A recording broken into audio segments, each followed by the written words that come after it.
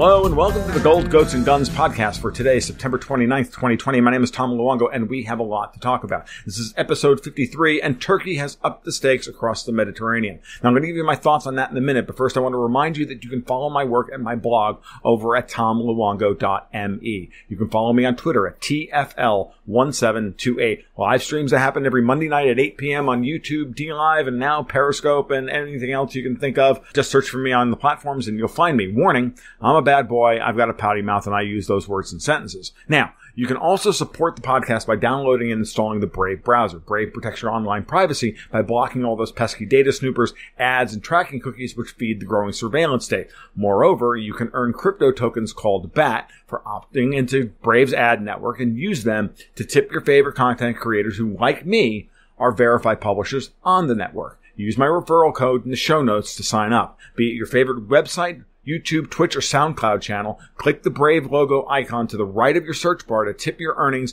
and directly support the content you love through those earnings. They're kind of like YouTube Super Chats, but without Google taking 30% pay cut and you having to put the money up front.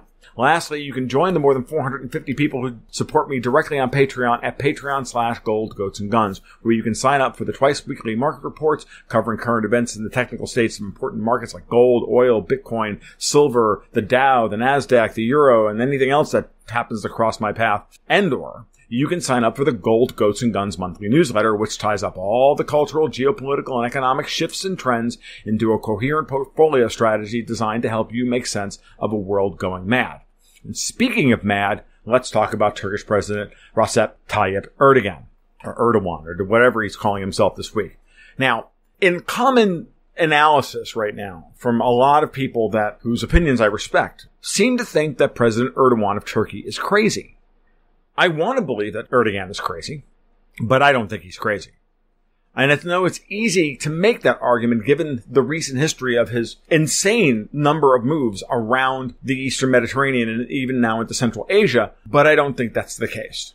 I'm speaking specifically about Erdogan's latest folly in backing Azerbaijan into attacking into Nagorno-Karabakh region that sits between Azerbaijan and Armenia. Now, I know this is like off the beaten path for a lot of people and whatnot, but we haven't done any really hardcore geopolitics on this podcast in a while, and it's something that I think it's important that we touch on it because this particular conflict that sprang up over the weekend is now all of a sudden, I think, one of the most important issues happening today. It's not tonight's presidential debate between Joe Biden and Donald Trump, which Donald Trump should win in the kind of walk that I can only think back to the Chicago Bears beating the crap out of the New England Patriots. I think that's about as one-sided as a fight will get. I'm not even going to watch the debate tonight because I don't like watching horror movies.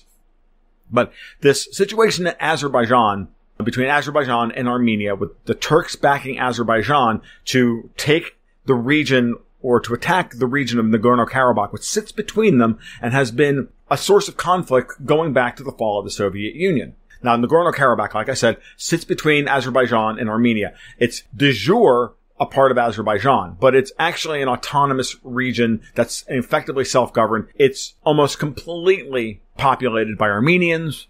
It, for all intents and purposes, should be Armenia. The fact that it's not is a classic example of no matter what happens in the world when Western Europe and the United States are involved in drawing borders in Central Asia, there's always a conflict zone left behind. Doesn't matter if we're talking about the Kashmir region between Pakistan and India, or we're talking about the terrible national borders drawn up in the Sykes-Picot Treaty to define modern Syria, Iraq, Iran, all these things, right? All those borders are terrible, and they were all designed to leave ethnic conflicts behind so that they could be spun up at a moment's notice by intelligence agencies for geopolitical advantage. So the latest folly is the Turks openly backing Azerbaijan and Nagorno-Karabakh, even though these areas are mostly Shia and Erdogan is a crazy Wahhabist Sunni. That doesn't matter here.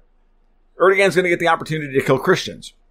But there's a lot to unpack about this. And the big thing here is that the target, as always, is Russia. And so this is going to take me a long time to unpack all of this, but I think it's worth our time to explore it. So let's start with the basics.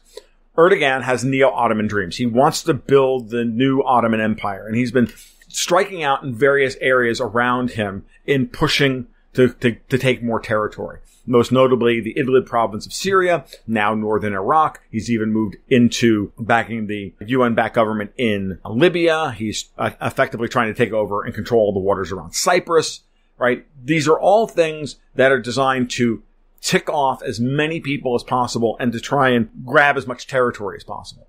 Now, whether he's going to be able to hold any or all of that territory is a good question and really the subject of my conclusions for this afternoon. So, but he's made plays, the Eastern Mediterranean, Syria, Libya, Iraq, and Nagorno-Karabakh.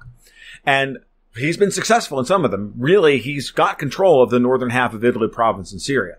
Let's not mince words here. The Russians and he have come to a tenuous agreement about Turkish control, or Turkish proxies having control over the northern half of Idlib. And I've seen reports of the Turkish lira now being the dominant currency in that region. And if that's the case, that area of Syria is effectively lost to the Syrian government until the Turkish lira goes away, which, given the current circumstances, is very possible. But some of these have been successful, and most of them have been unsuccessful, but they have all put NATO in a bind by pressuring historical fault lines within NATO, most notably the fault line between France and Germany. Now, if you go and you look at the European Union, France and Germany dominate European politics, right? But there's also a fight for control right now between France and Germany as to who's going to lead the EU for the next 2 generations. And French President Emmanuel Macron is making his push as the staunch Euro integrationist to have France take control of the European Union from Germany. And Germany is under attack by a number of different people, most especially President Trump of the United States. Now, Erdogan is also obsessed with wiping out the Kurds wherever he can, which puts him at odds with the United States, who are using the Kurds to pressure Iran and Iraq. He's a radical Sunni extremist who also wants to complete the Armenian genocide of the early part of the 20th century. He's moved his Salafist head-chopping animals from Libya and from Idlib into Nagorno-Karabakh so that they can go out and slaughter Christians again. This is very consistent behavior on Erdogan's part. This is not crazy behavior. This is very consistent with everything he's ever done previously. It's horrible. It's disgusting. It's vile. It's consistent. And he's always calculating where his advantage lies between the United States and Russia. And when he sees that one has the advantage over the other, he plays that side and gives them what they want. Russia wants a pipeline into Europe. He signs a contract for his Turk Stream pipeline. He thinks that the United States has control over the situation in eastern Syria. He pushes an offensive towards Damascus in Idlib only to be shot down by the Russians. He thinks the Russians have the upper hand in Syria. He moves for a ceasefire and goes to Moscow and pledges allegiance to Putin. And then gives Putin something that he wants. Most notably things like pipelines, energy projects, nuclear power plants, and the rest. Whenever Erdogan sees an advantage, he takes it because the U.S. at this point has declared pretty much all-out war on all of Russia's interest all around the globe. So anywhere where he can insert himself into that narrative, into that policy stream, he's going to, because it's going to give him advantage. So he sees his opportunities to make Washington happy, and then he can frustrate Moscow, and then he'll turn the tables 6 months later and do something else. But he's been very consistent about this. Turkey has the second largest army in NATO. It allows him to stretch it out across multiple fronts, along with the fact that he's paying for and has been using Al-Qaeda and ISIS proxies to do his dirty work for him on the ground in places like Syria and Iraq and Libya and now in Nagorno-Karabakh between Azerbaijan and Armenia. And Erdogan wants a new relationship with the European Union. He has tried desperately to get Turkey involved directly and become a part of the EU for years. And he's used Germany's desire to bring Turkey into the European Union to his advantage. He's blackmailed Angela Merkel multiple times. Germany has been Turkey's best ally within the EU, whereas France has been Turkey's biggest enemy, opponent, best way to put it. So right as Nagorno-Karabakh was flaring up, at Erdogan's insistence, by putting his guys on the ground and leaving troops and materiel behind after doing war games in Azerbaijan, he made a point of saying over the weekend, which was missed by my good friends over at the RAN in their commentary this morning, he sees the EU summit that's coming up in about 10 days or so, 12 days or so, as an opportunity for a new EU-Turkey relationship. He made this abundantly clear right as the fighting was breaking out in Nagorno-Karabakh on Sunday. These two headlines were right next to each other on RT. It was hard to miss. He's tried blackmailing Merkel over Syrian refugees in the past, and now he's doing their dirty work for them in Armenia. Why? What's so important about Nagorno-Karabakh? Well, I'm going to get to it later, but the short answer is pipelines, and I'm going to explain why in a little bit. But in order to understand why he even feels like he can do this right now, we have to go back, set the Wayback Machine to first 2016, the last time Nagorno-Karabakh flared up, and 2018 with the color revolution in Armenia. So now we have the background. Erdogan wants a new relationship with the EU, right? He's going to want either money from them or something along those lines. His economy is failing. He wants something. And he's pushed, in the Eastern Mediterranean, he's pushed France and Greece against him. So now so if he pushes in the Eastern Mediterranean where he doesn't expect to win anything, but maybe he can get a little bit of territory out of it. He can get a little bit of Greece's territorial waters out of the deal while forcing France onto Greece's side. The United States has been remarkably uninterested in all of this. Amazingly enough, that's also part of the strategy. The U.S.'s silence about all of Erdogan's nonsense across the Middle East for the last 6 months, very telling. And no one's talking about it because Trump is extremely happy to watch France and Germany fight over Greece and Turkey because they're on opposite sides of the situation. But let's go and move back into Armenia because it's incredibly important to understand why Nagorno-Karabakh can become a flashpoint today, and it has to do with the color revolution in Armenia in 2018.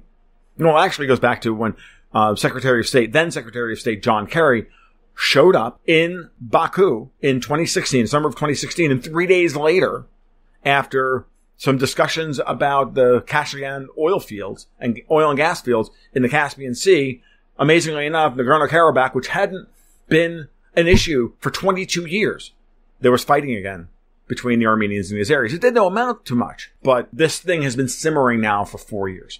But there was a revolution in Armenia in 2018, and I took a lot of flack by openly clueless libertarians. And you can read, and I'm going to link the articles that I wrote back then, and you can read the comments that I took from people who honestly thought that this was a real populist uprising against an evil autocrat. And I had to laugh at that I had to laugh at it, but whatever. He's like, I'm on the ground here in Yerevan, and I can tell you that this is real. I'm like, yeah, okay, fine, whatever. Yeah, it's real.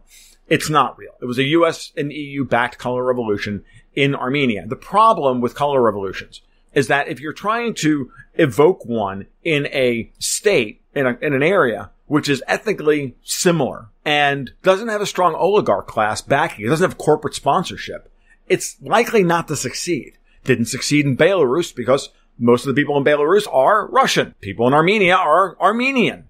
It's not like you can take racial tensions and set two different ethnic groups against each other like they did in Ukraine, between Ukrainians and Russians, all right? And set them against each other and affect the color revolution that way. It didn't really work. What happened was they got the color revolution and that they got former prime minister out of office, and Nikol Pashinyan took power. And he was absolutely a U.S. EU-backed puppet in Armenia. The problem was, once Pashinyan got into power, he realized he didn't have any power if he was going to try and move Armenia into the EU. He talked about it, and then the minute he got into power, Putin showed up and told him what was going to happen, which was, you can try and make your way into the EU. You can try that game. And it's not going to work because the people of Armenia don't want it. You have treaties with us that you have to deal with. You are part of the CSTO. You are part of the Eurasian Economic Union. You're a part of all of these other treaty organizations and treaty level organizations. How are you going to get out of this? And the people of Armenia don't want you to do this. So Pashinyan couldn't bring Armenia into the EU and or NATO like Saakashvili did with Georgia. But that was the talk at the time. And it was touch and go as to whether or not that was going to be pulled off or not. And Putin very smartly and very deftly handled the situation. And since then, Pashinyan has been a very weak leader for Armenia, allowing an effect, a power vacuum, allowing things to degrade over time because he's working towards, he's a pro-Western puppet that would like to see Armenia move into the US-EU sphere of influence. But the Armenian people didn't want it. And so it couldn't play. And he's not been able to alter the relationship between Russia and Armenia. And in fact, it's probably stronger at the ground level today than it was before the color revolution. And now the only problem here is Pashinyan himself. Erdogan would have never have upgraded Nagorno-Karabakh to open war if Pashinyan was a strong Armenian leader. Okay? Why do I say that? Well, it's really quite simple when you really stop to think about it. The Russians don't want Pashinyan in power. Erdogan's not the wild card here. Pashinyan is. Because without his weakness, the Azeris and the Turks won't be this bold, and the Russians are more than happy to let him twist in the wind for a little while over Nagorno-Karabakh while the Azeris and the Turkish armies press him. Now, the Armenians will defend themselves just fine, thank you very much, and as I was putting the notes together for this morning, I note that they're claiming they shot down a Turkish F-16 with a Sukhoi S-25 already, which is also very interesting that if the Turks actually brought in air support. But if significant territory is lost in Nagorno-Karabakh, then this serves the Russian purpose of undermining Pashinyan and possibly allowing the government to collapse so that they can put their guy back in charge. Let's not kid ourselves here. The Russians won't allow Turkey to gain any real advantage here, because as Alexander Mercouris pointed out this morning on the Duran, and I'll link to that video as well, Armenia is an existential threat to the Russians. They will defend it tooth and claw. The Turks are not going to gain anything other than a little bit of cushion space in Nagorno-Karabakh, and for Erdogan to gain a little bit of domestic cachet back home. Armenia has always defended itself very well because it's got Russian weapons. The Turks may have American weapons, but the Turks don't know how to use them.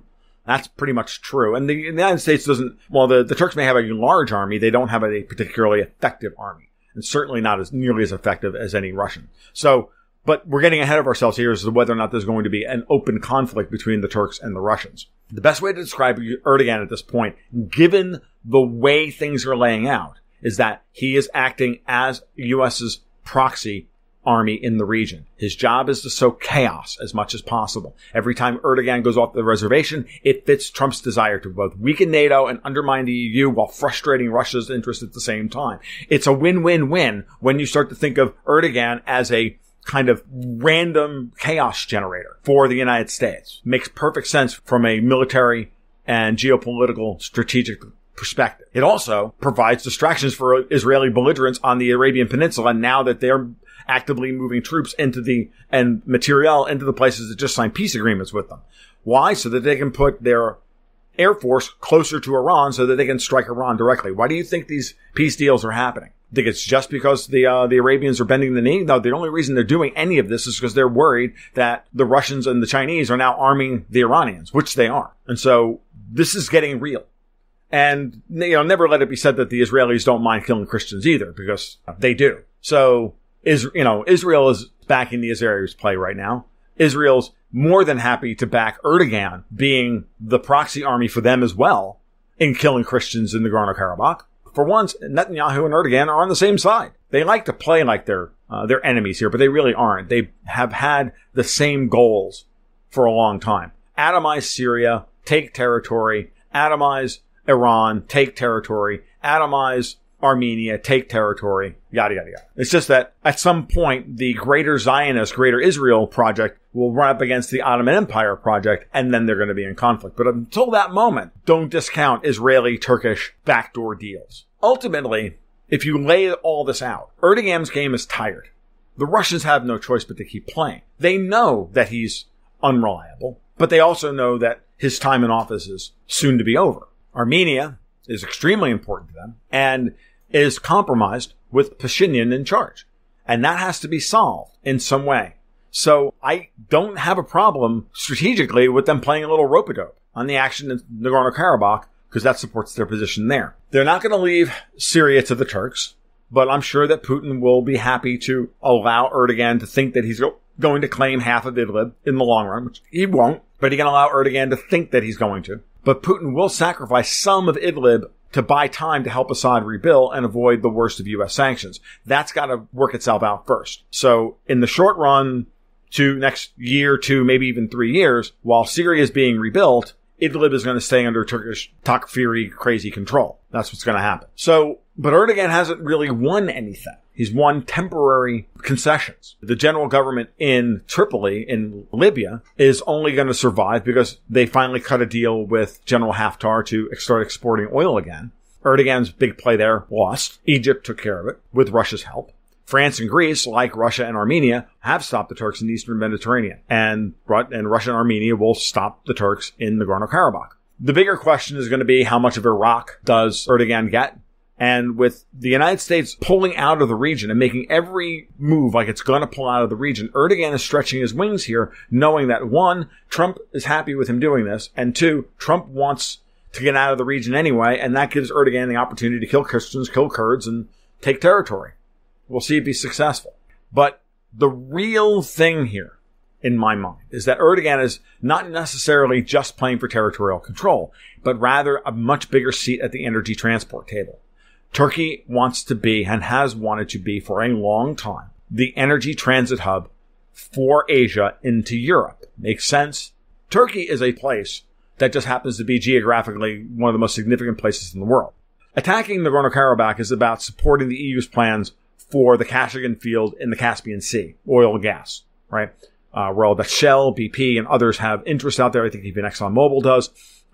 There's the Trans-Adriatic Pipeline, the TAP, which is due to come online in a couple of months. It's a boondoggle. I'll link the show notes, an article I wrote over 2 years ago about how obnoxiously uneconomic the TAP is. But this is typical EU. They will spend other people's money like it's going out of style to bring gas in that's not Russian. Because again, the EU has no desire to be a partner with Russia. They want Russia to be subjugated. They are happy to buy Russian gas as long as they can get it at the price that they set, not at the price the market sets or the Russians set.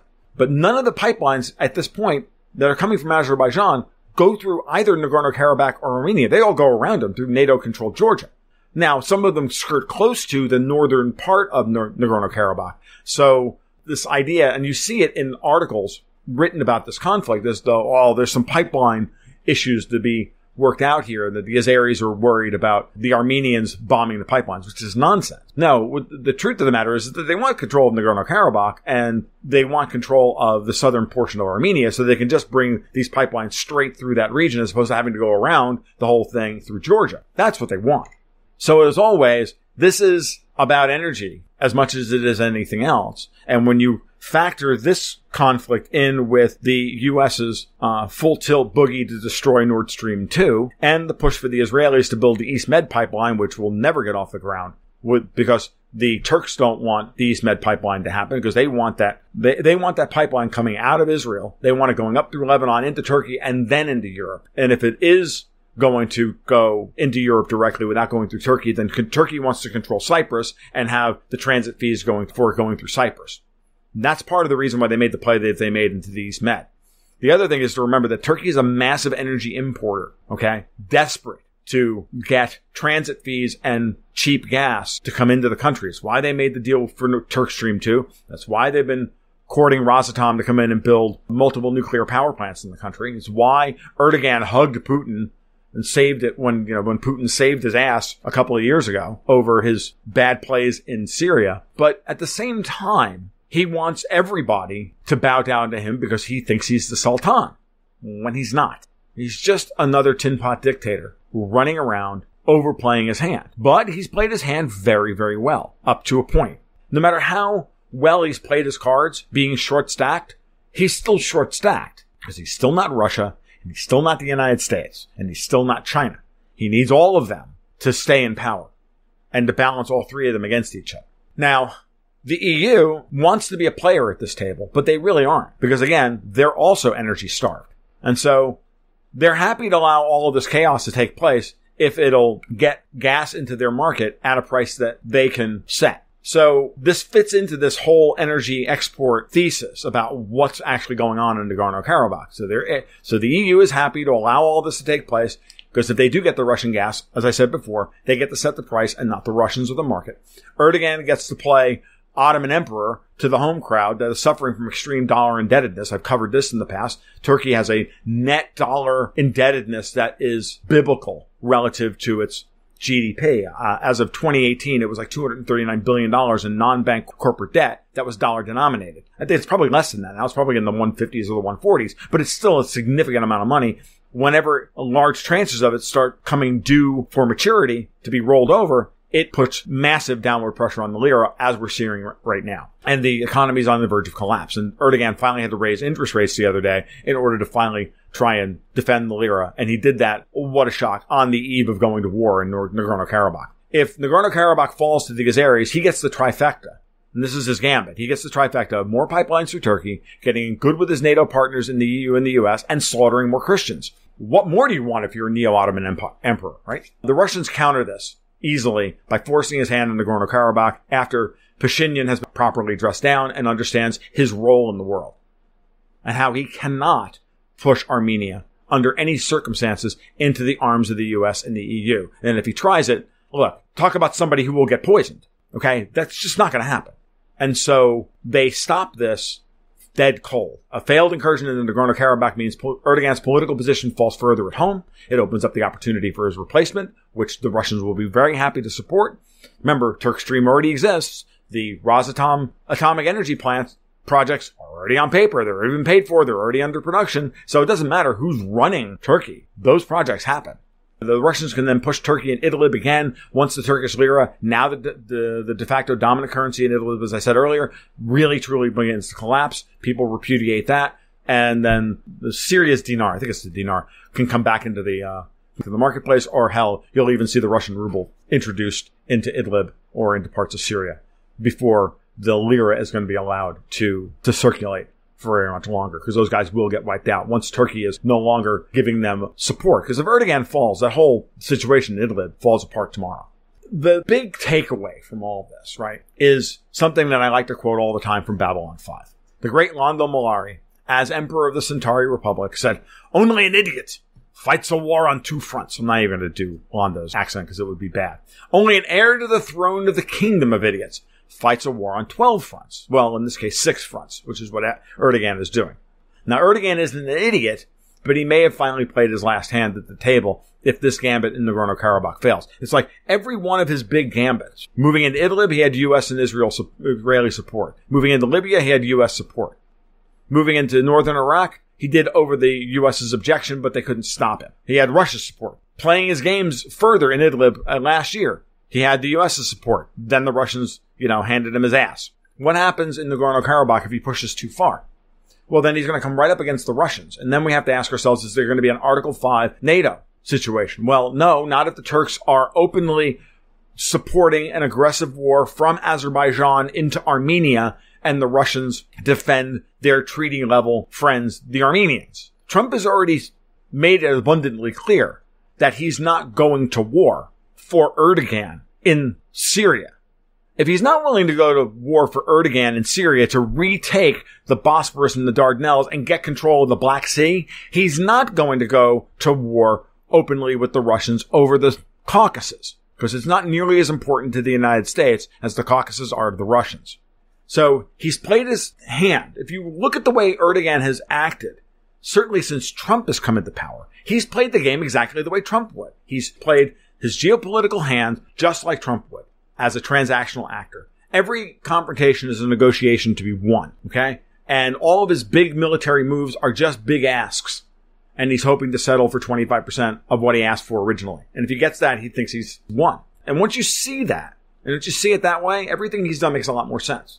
He's not crazy. He's just delusional. He's hoping all of these moves, sowing chaos and discord, will leave Turkey with expanded influence. Again, only he retains 25% of what he originally set out to achieve.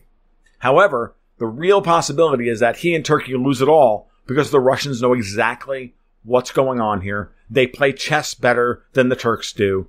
And Putin is the master of allowing his enemies to overextend themselves and then counter them in such a way as to roll them flat while allowing them to save face. He's done it with Erdogan at least 3 times. And he'll do it again because he knows exactly how far he can push. And he also knows, as I just said, that Trump will not invoke Article 5 over Nagorno-Karabakh. So while this situation is incredibly dangerous and has the potential to explode into a region-wide multi-country conflict, in the final analysis, I don't think that's going to happen. And Turkey may well find itself having no friends and only enemies and in no good way to sue for peace.